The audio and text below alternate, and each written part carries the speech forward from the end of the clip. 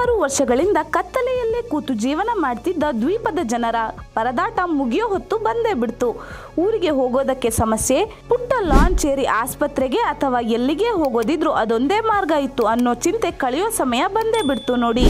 ಸೇತುವೆ ಕಟ್ಟಬೇಕು ಅನ್ನೋದು ಸತತ 6 ದಶಕಗಳ ಕನಸು. ಈ ಸೇತುವೆ ಕಟ್ಟೋಕೆ 2018ರಲ್ಲಿ ಶಂಕುಸ್ಥಾಪನೆಯಾಗಿ 7 ವರ್ಷಗಳ ಬಳಿಕ ನಮ್ಮೂರ ಸೇತುವೆ ಲೋಕಾರ್ಪಣೆಯತ್ತ ಬಂತು ನೋಡಿ. ದ್ವೀಪದ ಗ್ರಾಮಕ್ಕೆ ದೀಪದ ದೀವಟಿಕೆ ಹಿಡಿದು ಬರುತ್ತಿದ್ದಂತಿದೆ ಈ ಬ್ರಿಡ್ಜ್.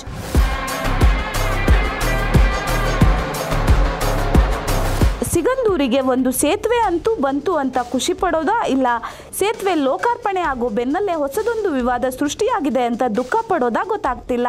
ಶಿವಮೊಗ್ಗದಲ್ಲಿ ಸೇತುವೆ ಹೆಸರಿನಲ್ಲಿ ಮತ್ತೆ ಶುರುವಾಗಿದೆ ಸೇತುವೆ ರಾಜಕೀಯ. ಸಿಗಂದೂರು ಸೇತುವೆ ವಿಚಾರದಲ್ಲಿ ಹೊಸದಾಗಿ ಶುರುವಾಗಿದೆ ಕ್ರೆಡಿಟ್ ವಾರ್. ಸೇತುವೆ ಉದ್ಘಾಟನೆಗೂ ಮುನ್ನವೇ ಆಹ್ವಾನ ಜಟಾಪಟಿ ಶುರುವಾಗಿದೆ. ಸಂಸದ BY ರಾಘವೇಂದ್ರ, ಬೇಳೂರು ಗೋಪಾಲಕೃಷ್ಣ ಮತ್ತು ಜಿಲ್ಲಾ ಉಸ್ತುವಾರಿ ಸಚಿವ ಮಧು ಬಂಗಾರಪ್ಪ ನಡುವೆ ವಾಗ್ಯುದ್ಧ ಶುರುವಾಗಿದೆ.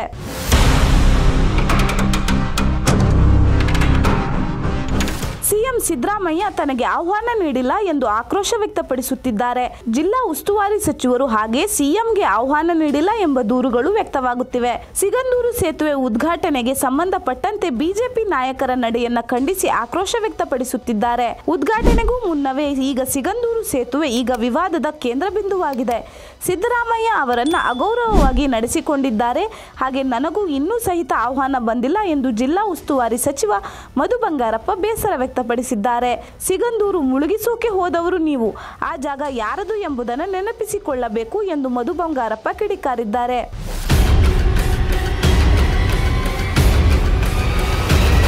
ಇನ್ನು ಗೋಪಾಲಕೃಷ್ಣ ಸೇತುವೆ ಉದ್ಘಾಟನೆಯ ಬಗ್ಗೆ ಮಾತಾಡಿ, ಇನ್ನೂ ಸೇತುವೆ ಉದ್ಘಾಟನೆಯ ದಿನಾಂಕ ನನಗೆ ತಿಳಿಸಿಲ್ಲ.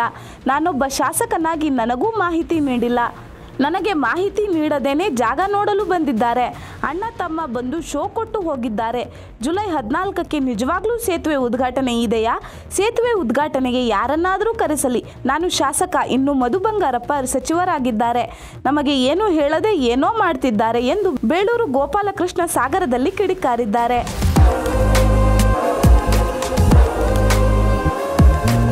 ಇದರ ಕುರಿತು ಮಾತನಾಡಿದ ಸಚಿವ ಸತೀಶ್ ಜಾರಕಿಹೊಳಿ ತಡವಾಗಿ ಸಿಎಂ ಸಿದ್ದರಾಮಯ್ಯಗೆ ಆಹ್ವಾನ ನೀಡಿದ್ದಾರೆ ಎಂದು ಆರೋಪಿಸಿದ್ದಾರೆ.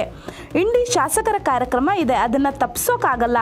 ಡೇಟ್ ಕ್ಲಾಶ್ ಆಗಿದೆ, ಆದರೂ ಸರ್ಕಾರದ ಪರವಾಗಿ ನಾನು ಭಾಗವಹಿಸುತ್ತೇನೆ ಅಂತ ಸತೀಶ್ ಜಾರಕಿಹೊಳಿ ಹೇಳಿಕೆ ನೀಡಿದ್ದಾರೆ. ಹಾಗೆ ಸೇತುವೆ ಉದ್ಘಾಟನೆ ಆಹ್ವಾನ ಪತ್ರಿಕೆಯಲ್ಲಿ ಸಿಎಂ ಸಿದ್ದರಾಮಯ್ಯ, DK ಶಿವಕುಮಾರ್, ಮಲ್ಲಿಕಾರ್ಜುನ ಖರ್ಗೆ ಹಾಗೂ BSY ಹೆಸರು ಉಲ್ಲೇಖವಾಗಿದೆ. ಹೆಸರು ಉಲ್ಲೇಖವಾಗಿದ್ರೂ ಇನ್ನು ಆಹ್ವಾನ ಯಾಕೆ ತಲುಪಿಲ್ಲ, ತಡ ಯಾಕೆ ಆಯಿತು ಎನ್ನುವಂಥ ಪ್ರಶ್ನೆಗೆ ಕಾರ್ಯಕ್ರಮದ ಉಸ್ತುವಾರಿಗಳು ಸ್ಪಷ್ಟತೆ ಕೊಡಬೇಕಿದೆ.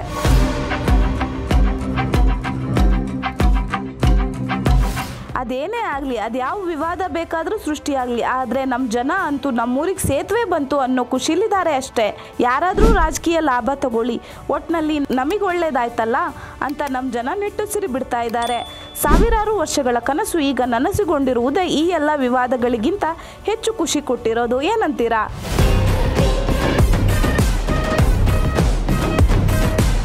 ಇದಾಗಿತ್ತು ಇವತ್ತಿನ ವಿಶೇಷ ಕಾರ್ಯಕ್ರಮ. ಇದೇ ರೀತಿಯ ವಿಶೇಷ ಕಂಟೆಂಟ್ಗಳಿಗಾಗಿ ನೋಡ್ತಾ ಇರಿ ಇನ್ಸೈಡ್ ಟ್ರಸ್ಟ್ ಮೀಡಿಯಾ.